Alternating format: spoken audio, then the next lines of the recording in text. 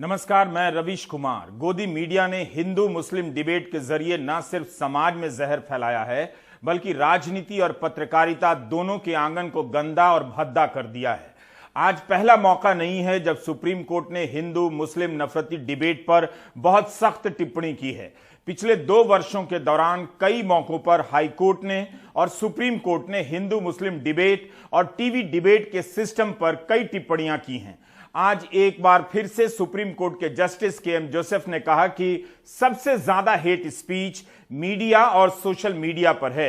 हमारा देश किधर जा रहा है? उन्होंने केवल न्यूज चैनलों के डिबेट पर टिप्पणी नहीं की बल्कि यह भी कहा कि राजनीतिक दल इससे पूंजी बनाते हैं और टीवी चैनल एक मंच के रूप में काम कर रहे हैं। सबसे ज्यादा नफरत भरे भाषण टीवी सोशल मीडिया पर हो रहे हैं। दुर्भाग्य से हमारे पास टीवी के संबंध में कोई नियामक तंत्र नहीं है। इंग्लैंड में एक टीवी चैनल पर भारी जुर्माना लगाया गया था। दुर्भाग्य से वह प्रणाली भारत में नहीं है। एंकरों को यह बताना चाहिए कि अगर आप गलत करते हैं तो परिणाम भुगतने होंगे। समस्या तब होती है जब आप किसी कार्यक्रम के दौरान किसी व्यक्ति को कुचलते हैं। जब आप टीवी चालू करते हैं तो हमें यही सब मिलता है। यह हासिल है हजारों करोड़ों के विज्ञापन और दिन रात के निवेश से चल रहे गोदी मीडिया का। मैंने कई बार कहा है कि आप इस देश की किसी भी चीज पर गर्व कर सकते हैं मगर गोदी मीडिया पर नहीं।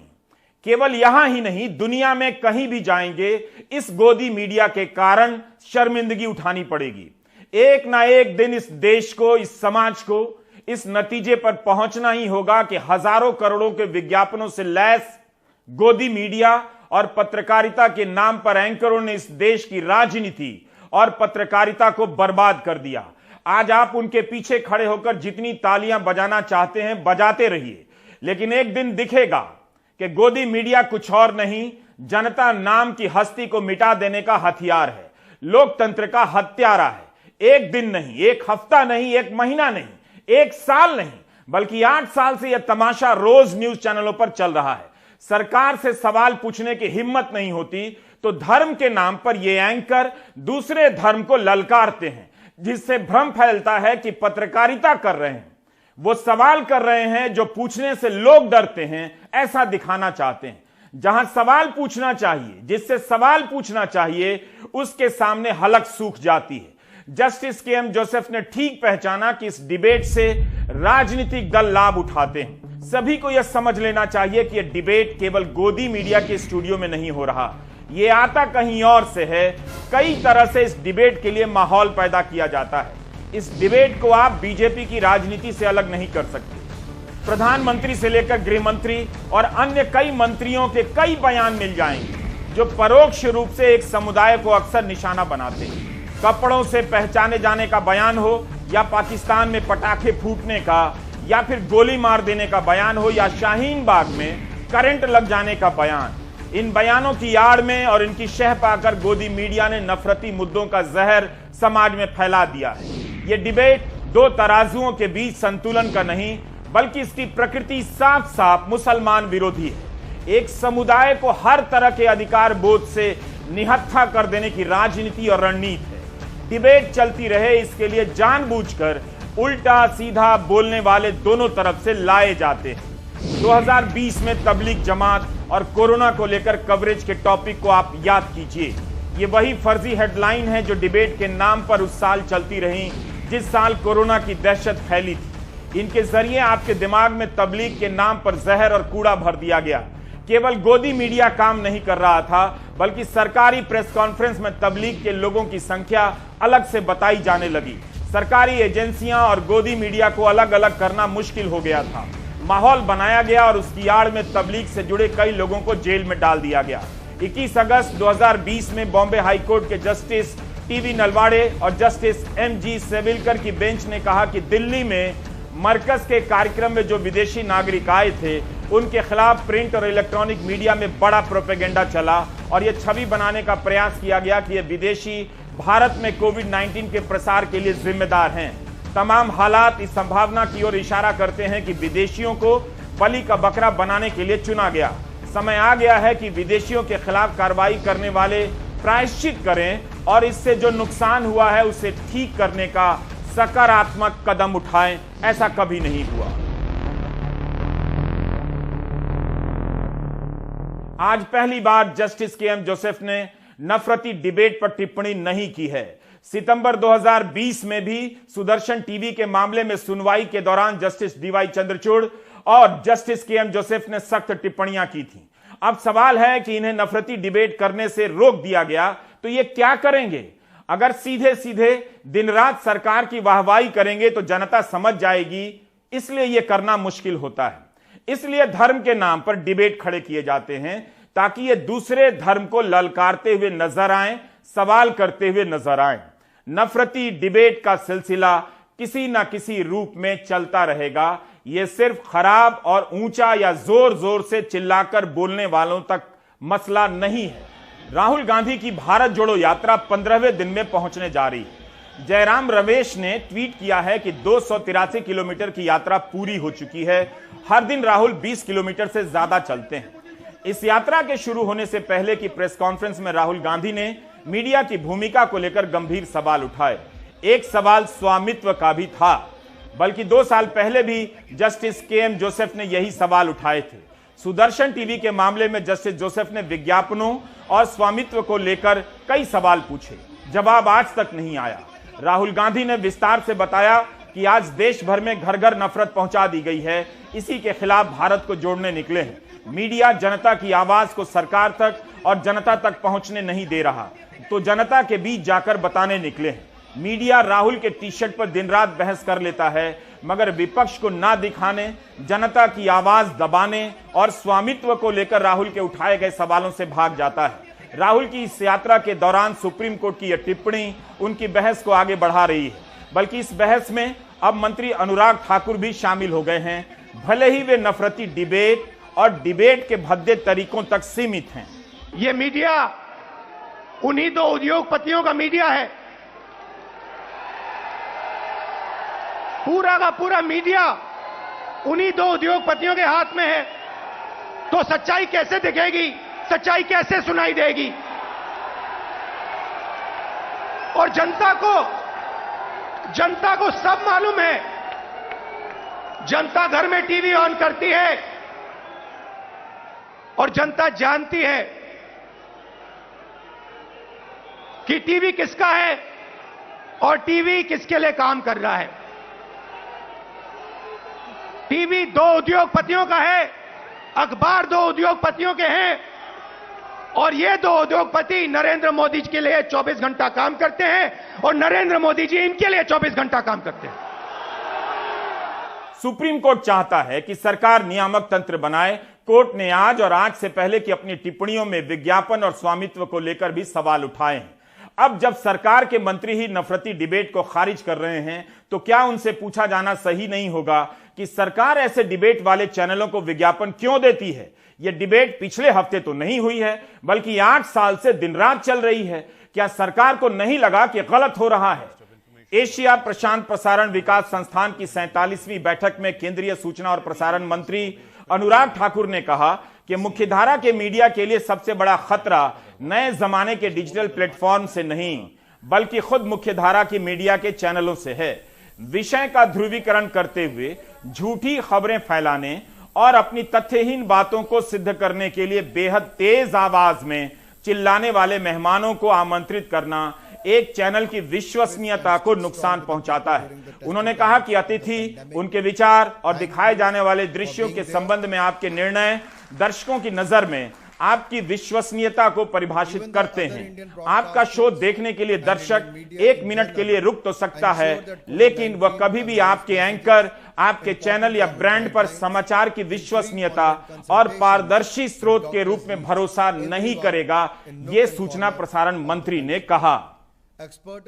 मुझे लगता है कि दुनिया के दूसरे मुल्कों के लोगों को ये सुनाने के लिए या वहां के मीडिया को सुनाने के लिए ये सब बातें कही जा रही हैं, क्योंकि इस समय इंटरनेशनल वैश्विक स्तर पर अगर देखा जाए तो भारतीय मीडिया की साख बहुत गिरी है, और इतनी बुरी गिरी है कि भारत कहने के लिए लोकतंत्र है, लेकिन हम 180 देशों में हमारा जो प्रेस फ्रीडम इंडेक्स में हमारी जगह है वो 150वीं है, यानी 150वीं हमारी पोजीशन है 180 मुल्कों में। दूसरी बात कि दुनिया भर में इंडियन मीडिया का जब जिक्र होता है तो इंडियन टेलीविजन चैनलों का जिक्र होता है, जिनकी क्रेडिबिलिटी के बारे में कहा जाता है कि जिनकी क्रेडिबिलिटी बिल्कुल खत्म हो गई है। और आपको मैं बताऊं एक बड़ी दिलचस्प बात, हाल ही में एक सर्वेक्षण हुआ है जिसको एक मीडिया संस्था ने कराया है, और टाइम्स ऑफ इंडिया में उसकी खबर मैंने पढ़ी थी, इसलिए प्रामाणिक माना जाएगा, देश का एक बड़ा अखबार है।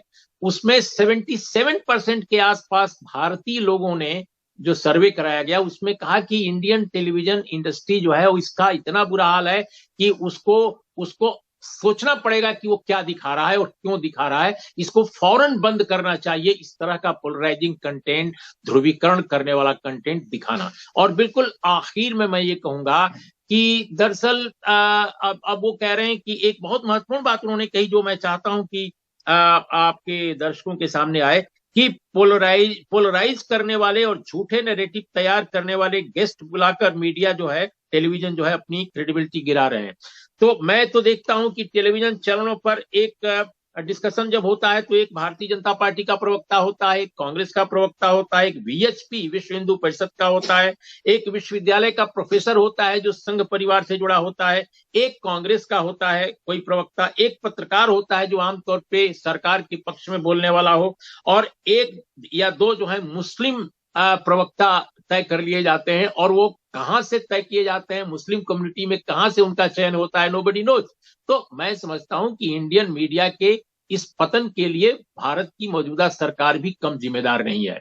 मंत्री तक बचाव नहीं कर पा रहे हैं, न गोदी मीडिया मंत्री से पूछ पा रहा है कि अगर आप इस तरह से हमारी धज्जियां उड़ाएंगे तो कैसे चलेगा, जबकि हम यह सब किसके लिए कर रहे हैं दुनिया को भी पता है। गोदी मीडिया की हालत ऐसी है कि ना तो वह जस्टिस जोसेफ की टिप्पणियों पर बहस कर सकता है, ना अनुराग ठाकुर की बात को लेकर जवाब दे सकता है। एक मामले में स्थिति और भी जटिल है। सुदर्शन टीवी के एंकर केवल टीवी ही नहीं बल्कि उसके बाहर अलग अलग सभाओं में भी उनके बयानों को लेकर सवाल उठते रहते हैं। सुदर्शन टीवी पर एक कार्यक्रम चलने वाला था, यूपीएससी जिहाद। जामिया के कुछ छात्र यूपीएससी की परीक्षा पास कर गए थे। सुदर्शन टीवी को लगा कि जिहाद चल रहा है कथित रूप से। यह मामला सुप्रीम कोर्ट पहुंचा। तब सुप्रीम कोर्ट ने सुदर्शन टीवी के प्रसारण को लेकर कई सवाल उठाए। तब से लेकर आज तक क्या हुआ इसकी ठोस जानकारी सरकार और गोदी मीडिया उद्योग ही दे सकते हैं। उस समय जस्टिस केएम जोसेफ ने बहस के दौरान एक टिप्पणी की थी कि हमें दृश्य मीडिया के स्वामित्व को देखने की जरूरत है। कंपनी का संपूर्ण शेयर होल्डिंग पैटर्न जनता के लिए साइट पर होना चाहिए। उस कंपनी के राजस्व मॉडल को यह जांचने के लिए भी रखा जाना चाहिए कि क्या सरकार एक में अधिक विज्ञापन डाल रही है और दूसरे में कम। केवल नफरती डिबेट का मामला नहीं है, विपक्ष विरोधी पत्रकारिता का भी है। चुनावों में विपक्ष की खबरें गायब कर दी जाती हैं। आप कोई भी हिंदी अखबार उठाकर देख लीजिए, चैनल देख लीजिए, पूरा पन्ना एक दल के कवरेज से भरा रहता है। इस तरह का असंतुलन किसी भी अच्छे भले लोकतंत्र को निगल जाएगा, निगल चुका है। विपक्षी दलों को पता है, मगर कभी इधर तो कभी उधर की बात कर मामले को अधर में छोड़ देते हैं। मगर अब उनका भी सब्र टूटता जा रहा है। हाल ही में अरविंद केजरीवाल ने भी इस तरह का एक गंभीर आरोप लगा दिया कि टीवी पर किसे और कितना दिखाना है कहीं और से कंट्रोल हो रहा है। प्रधानमंत्री के दफ्तर में एक सज्जन काम करते हैं, मीडिया एडवाइजर हैं, शायद हिरेन जोशी जी मीडिया एडवाइजर है। हिरेन जोशी जी हैं, एक मीडिया एडवाइजर हैं प्रधानमंत्री के। मेरे को कई एडिटर्स दिखा रहे थे, बड़े बड़े चैनलों के, हमारे देश के बड़े बड़े चैनलों के मालिक, उनके एडिटर्स, उनको क्या गंदी गंदी गालियां लिख के भेजते हैं। वो केजरीवाल को दिखाया तो ये कर देंगे, केजरीवाल को दिखाया तो वो कर देंगे, आम आदमी पार्टी को दिखाने की जरूरत नहीं है, आप अपने चैनल का दुरुपयोग कर रहे हो, हम तुम्हारा ये कर देंगे, वो कर देंगे, फलाना कर। क्या धमकियां दे रहे हैं वो। ऐसे देश चलाएंगे, ऐसे धमकियां देंगे, फिर फोन कर करके धमकियां देते हैं। मैं आज यहां से हिरेन जोशी जी को एक ही चीज कहना चाहता हूं, अगर किसी ने आपके स्क्रीनशॉट जो आप इनको मैसेज भेज रहे हो इन्होंने सोशल मीडिया में डाल दिए, आप भी और प्रधानमंत्री जी शक्ल दिखाने लायक नहीं बचोगे इस देश के अंदर।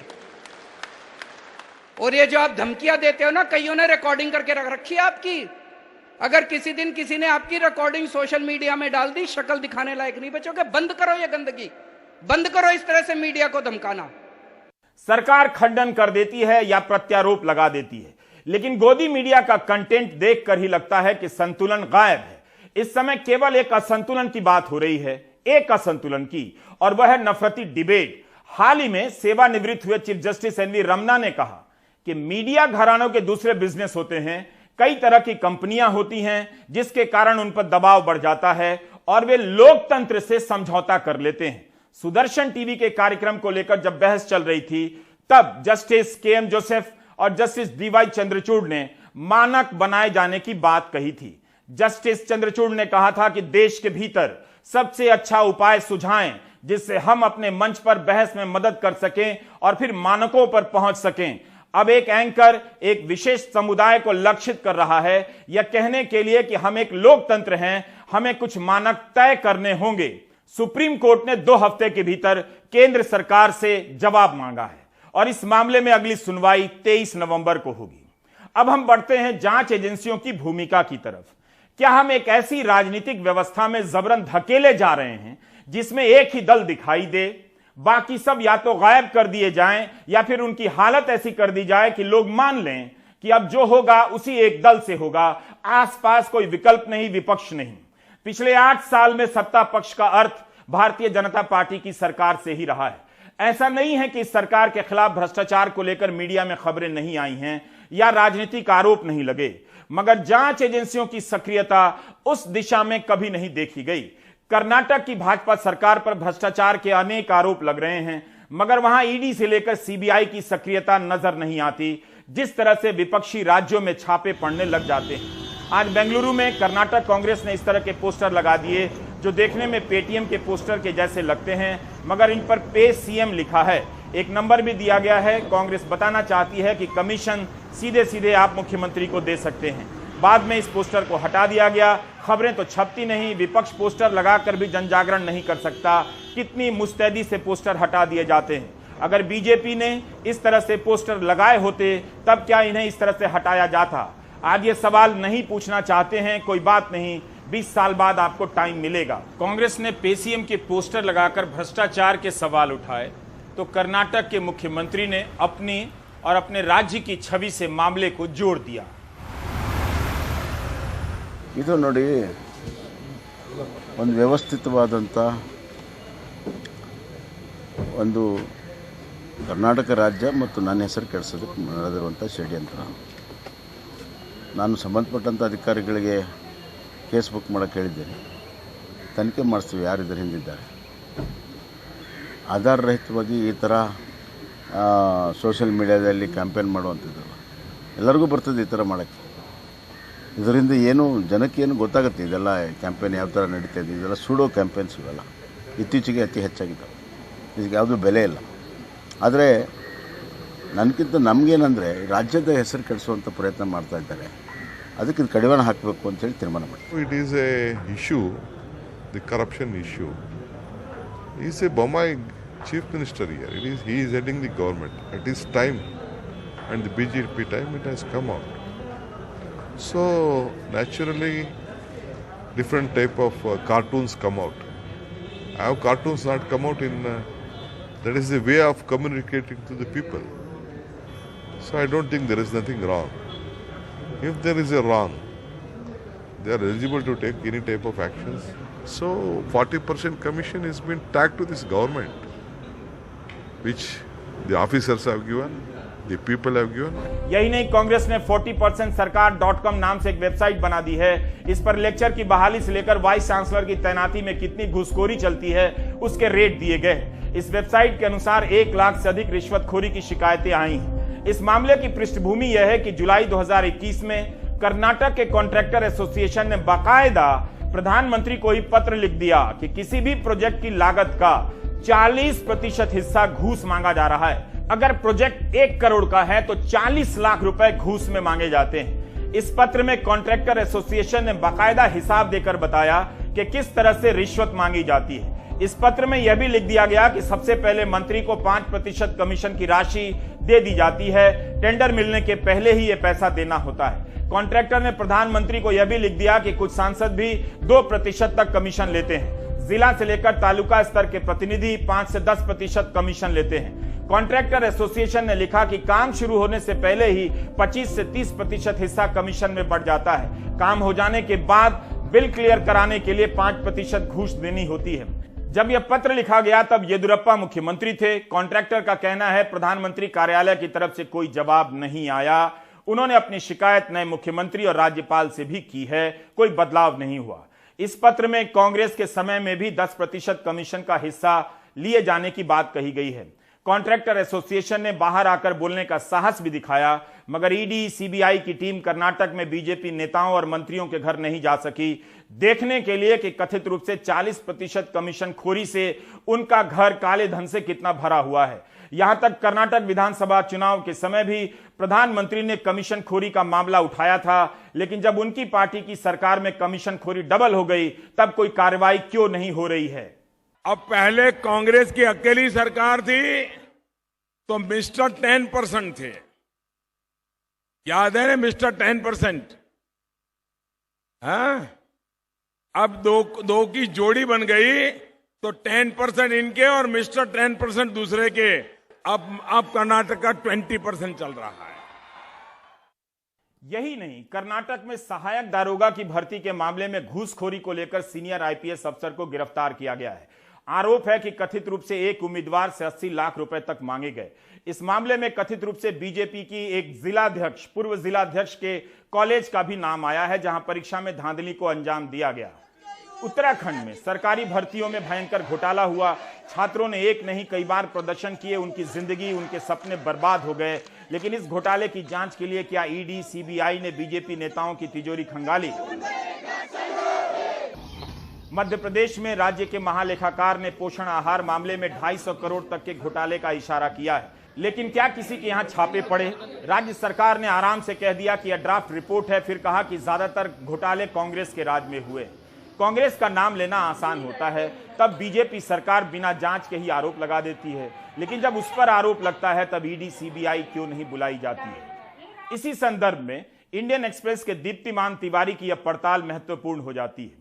20 और 21 सितंबर के एक्सप्रेस में छपी यह रिपोर्ट उन आरोपों और धारणाओं को मजबूत करती है कि विपक्ष की कमर तोड़ देने के लिए सीबीआई और ईडी का इस्तेमाल हो रहा है। दीप्तिमान तिवारी ने अपने विश्लेषण में दिखाया है कि 2014 के बाद से राजनेताओं के खिलाफ ईडी के मुकदमों की संख्या 4 गुना बढ़ गई है। इनमें से 95% नेता विपक्षी दलों के हैं। 2014 के बाद से 121 बड़े नेताओं के खिलाफ ईडी ने जांच की, छापे मारे, पूछताछ की है। इनमें से 115 नेता विपक्ष के हैं। दीप्तिमान तिवारी ने यह भी लिखा है कि सीबीआई की तुलना में ईडी की स्टाफ क्षमता 1/3 कम है।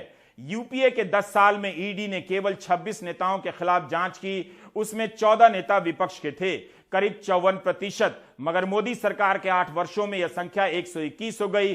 95% विपक्ष के नेताओं के खिलाफ जांच हुई है। 2014 के बाद से कांग्रेस, तृणमूल और राष्ट्रवादी कांग्रेस पार्टी के नेताओं के खिलाफ ईडी ने सबसे अधिक मामले दर्ज किए हैं, लेकिन ऐसा कोई मुख्य विपक्षी दल नहीं बचा जिसके नेता के खिलाफ ईडी ने मामला दर्ज ना किया हो। एक तरफ ईडी सीबीआई के निशाने पर ज्यादातर विपक्ष के नेता हैं, दूसरी तरफ ऐसे नेता भी हैं जिनके खिलाफ इन एजेंसियों की जांच चल रही होती है और वो आराम से बीजेपी में जा रहे होते हैं। एक्सप्रेस ने लिखा है कि असम के मुख्यमंत्री हिमांता बिस्वा शर्मा जब कांग्रेस में थे तब 2014 और 2015 में सीबीआई और ईडीआई ने जांच शुरू कर दी शारदा चिटफंड घोटाले में। 2014 में सीबीआई ने हिमांता बिस्वा शर्मा के घर और दफ्तर पर छापे भी मारे, लेकिन उनके बीजेपी में चले जाने के बाद इन मामलों में क्या प्रगति हुई, कहीं कोई खबर भी नहीं दिखती। उसी तरह तृणमूल के शिवेंदु अधिकारी और मुकुल रॉय के खिलाफ भी सीबीआई ईडी ने जांच शुरू कर दी। दोनों बीजेपी में चले गए। मुकुल रॉय तो वापस आ गए हैं, शिवेंदु बीजेपी में हैं। यही नहीं, 2019 में ईडी ने आंध्र प्रदेश के सांसद वाईएस चौधरी के घर पर छापे मारे, संपत्तियां सील कर दी, लेकिन कुछ समय बाद वाईएस चौधरी टीडीपी छोड़कर बीजेपी में आ गए। यह तस्वीर तो अभी की है। पंजाब के पूर्व मुख्यमंत्री कैप्टन अमरिंदर सिंह बीजेपी में शामिल हो गए हैं। बीजेपी में इनका स्वागत किरण रिजिजू कर रहे हैं, जो खुद कांग्रेस से बीजेपी में आए थे। अमरिंदर सिंह के बेटे रणिंदर सिंह के खिलाफ भी ईडी की एक मामले में जांच चल रही है। 19 नवंबर 2020 को ईडी ने foreign exchange management act FEMA के मामले में पूछताछ की थी। रनिंदर सिंह भी बीजेपी में शामिल हो गए। लुधियाना कोर्ट ने ईडी को अनुमति दी थी कि वह मुख्यमंत्री अमरिंदर सिंह और उनके बेटे रनिंदर सिंह की आयकर की फाइल जांच सकती है। क्या अब भी कोई संदेह रह जाता है कि दल बदल और सरकार गिराने के पीछे जांच एजेंसियों की भूमिका केवल संयोग है? क्या माना जाए कि बीजेपी ने कांग्रेस या तृणमूल के सबसे ईमानदार नेताओं को अपनी पार्टी में लिया है? अनुराग द्वारी की इस रिपोर्ट को देखकर भी अनदेखा कर दिया जाएगा। कागजों पर जैविक खेती की ट्रेनिंग दे दी गई, आदिवासी इलाकों में किसानों के नाम पर कथित तौर पर लूट हुई, जैविक खेती के लिए ऐसे बीज दे दिए गए जो भारत सरकार की गाइडलाइन में ही शामिल नहीं हैं। रिपोर्ट देखिए। मेरे किसान के लिए, मेरे देशवासियों के लिए ये धरती हमारी मां है। हमने इस धरती मां के स्वास्थ्य की चिंता की है। हम जिस प्रकार से केमिकल का उपयोग कर रहे हैं, केमिकल फर्टिलाइजर का उपयोग कर रहे हैं, पेस्टिसाइड्स का उपयोग कर रहे हैं, हम हमारी इस धरती मां को तबाह कर रहे हैं। आइए, आजादी के 75 साल होने जा रहे हैं। पूज्य बापू ने हमें रास्ता दिखाया है। क्या हम 10%, 20%, 25% अपने खेत में ये केमिकल फर्टिलाइजर को कम करेंगे? हो सके तो मुक्तिकार अभियान चलाएंगे। प्रधानमंत्री नरेंद्र मोदी हर मंच से जैविक खेती को प्रोत्साहन देने की बात कह रहे हैं, लेकिन जैविक खेती में देश में पहली पायदान पर खड़े मध्य प्रदेश में सब कुछ ठीक नहीं चल रहा। पश्चिमी निमाड़ के बलसगांव में शाहिद और सादिक का नाम सरकारी फाइलों में जैविक खेती करने वालों के नाम पर दर्ज है। इन जैसे किसानों की ट्रेनिंग पर भी सरकारी फाइलों में करोड़ों खर्च हुए हैं। मध्य प्रदेश में 4 निजी एजेंसियों को इसका काम दिया गया था। हकीकत क्या है, इनसे ही सुनिए। नहीं, कभी नहीं की ट्रेनिंग, ना जैविक खेती करते हैं हम। अच्छा, क्या करते हैं आप फिर? किसानी करते हैं, पेस्टिसाइड वाली किसानी करते हैं और किसानी करते हैं। अच्छा, मतलब ज़्यादा पेस्टिसाइड का उपयोग वगैरह करते हैं? खेती जैविक खेती नहीं करते।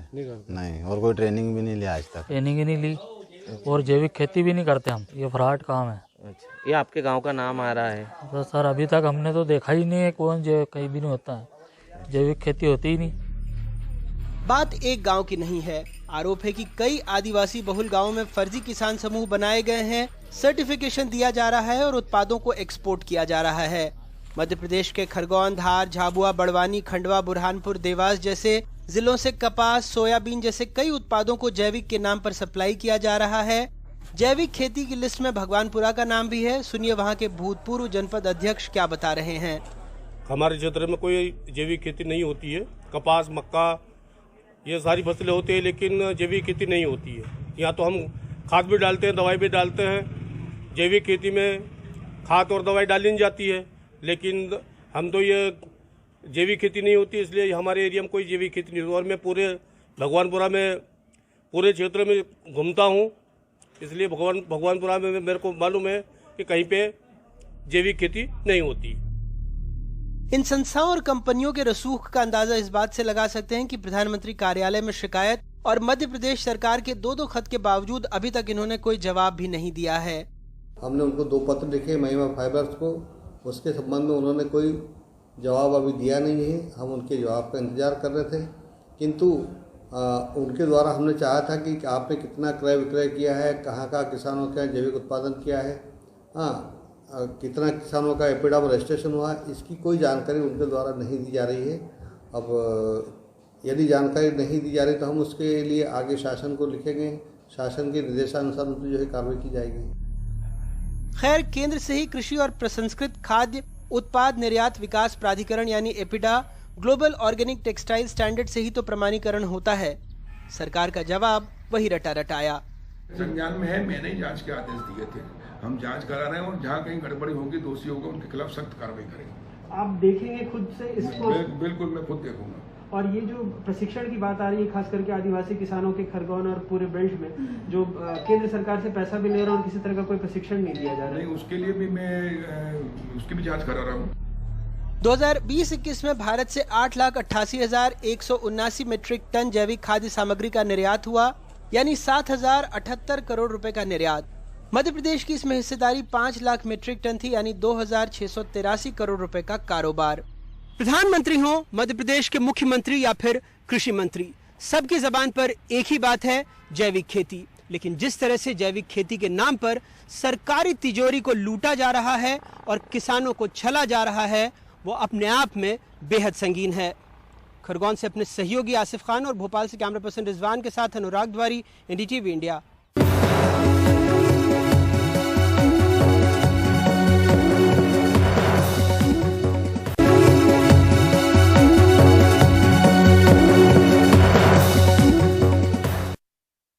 महाराष्ट्र में फिर से किसानों की आत्महत्या की खबरें बढ़ने लगी हैं। किसानों की समस्या जस की तस है कि उपज का दाम नहीं मिल रहा, खेती की लागत काफी बढ़ चुकी है। सुनील सिंह की यह रिपोर्ट देखिए।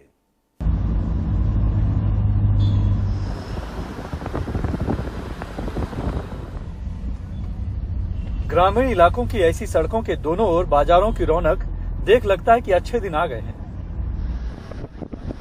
लेकिन जैसे ही सड़क छोड़ आप गांव में आगे बढ़ेंगे, जीने के लिए आम आदमी के संघर्ष की हकीकत सामने आने लगती है। पुणे के जुन्नर तहसील में ऐसे ही एक गांव बड़गांव आनंद में 42 साल के किसान दशरथ लक्ष्मण केदारी ने पहले जहर पिया और फिर अपने ही खेत में बने तालाब में डूबकर जान दे दी। इस समय हम पुणे के जुन्नर तहसील में बड़गांव आनंद गांव में आए हुए हैं और मुंबई से इतनी दूर यहाँ आने की वजह यह है कि यहाँ के एक किसान दशरथ लक्ष्मण केदारी ने खुदकुशी कर ली। लेकिन बड़ी बात यह है कि खुदकुशी नोट में उन्होंने इसके लिए प्रधानमंत्री नरेंद्र मोदी की कृषि नीतियों को जिम्मेदार ठहराया और ये खुदकुशी उन्होंने उसी दिन की जिस दिन की प्रधानमंत्री नरेंद्र मोदी का जन्मदिन था। उन्होंने प्रधानमंत्री को जन्मदिन की बधाई भी दी। अब इस खुदकुशी की चर्चा पूरे देश में है, क्योंकि बात अब सिर्फ एक किसान या एक गांव की नहीं रह गई है, बल्कि पूरे देश के किसानों की जो इस समय स्थिति है, फसल का जो उचित भाव नहीं मिल रहा है, उसकी चर्चा शुरू हो चुकी है। प्याज को बाजार भाव नहीं, टोमेटो को बाजार भाव नहीं, खेती की ऐसे हो गई। कोरोना का काल था, जिस तरह से मोदी सरकार ने किसानों पर काम करना चाहिए था, उन्होंने वैसा किया नहीं। वो उनकी ये थी, उसका दुख था वो। केदारी के पास अपनी 30 गुंठा जमीन है और बाकी की जमीन दूसरों के खेत से लेकर खेती किया करते थे, लेकिन भारी बारिश की वजह से इस बार उनकी सोयाबीन और टमाटर की पूरी फसल बर्बाद हो गई और ऊपर से खेती के लिए अलग अलग सहकारी बैंकों, फाइनेंस कंपनियों और परिचितों से लिए लगभग 8 से 10 लाख रुपए के कर्ज के बोझ ने उन्हें तोड़ दिया। कोरोना आ गया, अभी कोरोना के बाद भी बारिश आ गई, बारिश में सब पीक खराब हो गया। तो इसकी वजह से क्या हो गया कि बाजार नहीं से सरकार का जो धोरण है वो भी ठीक नहीं। एक्सपोर्ट को कांदा का है, एक्सपोर्ट कभी भी बंद करते हैं, कभी भी चालू करते हैं, उसका जो निर्धारित मूल्य है वो कम ज़्यादा करते हैं। इसलिए क्या हो गया, उसके ऊपर खेती के ऊपर निर्भर होने से अभी पैसा कहाँ से लाएंगे। उस ब्याज तो है बैंक का, वो तो रुकता नहीं ना, दिन रात वो चालू रहता है। तो बैंक का वसूली और घर घर सबके प्रॉब्लम। केदारी के छोटे साले विजय ने बताया कि प्याज की फसल अच्छी हुई थी और सारी उम्मीद अब 20 टन प्याज से ही थी, लेकिन प्याज का निर्यात बंद होने से उसका सही बाजार भाव नहीं मिला, जिससे वो निराश हो गए। तो जब माल निकला तब 10 रुपए मार्केट था। अच्छा, तो 10 रुपए किलो। हाँ।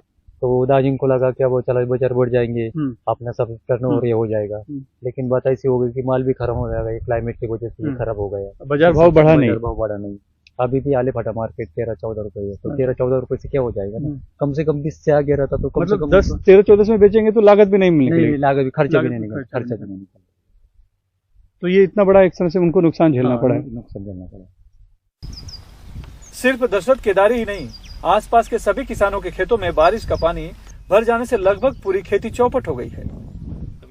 गांव के सरपंच और सोसाइटी के चेयरमैन ने बताया कि सरकार सिर्फ वादा करती है, पंचनामा करती है, लेकिन आर्थिक मदद नहीं मिलती। हर साल पंचनामे होते, सूखा गिरेगा हो गया पंचनामा, ओला गिरेगा हो गया पंचनामा, उसके आगे जाके क्या है, रकम नहीं मिलती, कुछ नहीं मिला आज तक। ये 2000 रुपए देते हैं, 2000 में क्या चलेगा, क्या होता है 2000 में? हम इधर प्याज का बीज डालते खेती में, मिट्टी के अंदर पैसा डालते किलो को 3000 रुपए का, वो भी नहीं निकल पाता।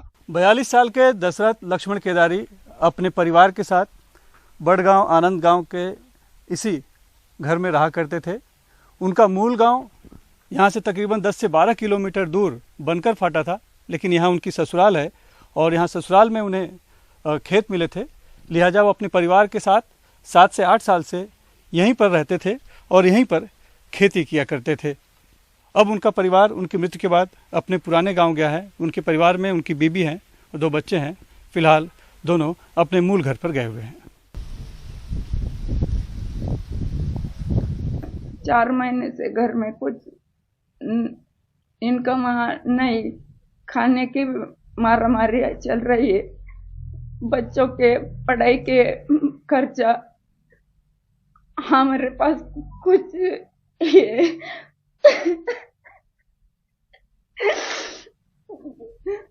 उपलब्ध नहीं रहा। हमारे पति कुछ दिनों से परेशान से रहते, हमको लगा ही नहीं तब कि वो ऐसा करेंगे। दशरथ केदारी के खुदकुशी नोट में प्रधानमंत्री नरेंद्र मोदी को जिम्मेदार ठहराने की वजह से देश भर में किसानों की दुर्दशा पर चर्चा होनी तो शुरू हो गई है, राजनीतिक बयानबाजी भी हो रही है, लेकिन कोई भी राजनीतिक पार्टी का नेता या फिर सत्ताधारी दल का नेता अभी तक उनके परिवार वालों से मिलने या उनकी सुध लेने नहीं आया है। सिर्फ उप सभापति नीलम गोरे की तरफ से आर्थिक मदद मिली है और उन्होंने फोन पर बात की है, बाकी सब सिर्फ राजनीति हो रही है। पुणे के जुन्नर तहसील से कैमरामैन प्रवीण रोहित से सुनील सिंह, NDTV इंडिया के लिए। आप देख रहे थे प्राइम टाइम। नमस्कार।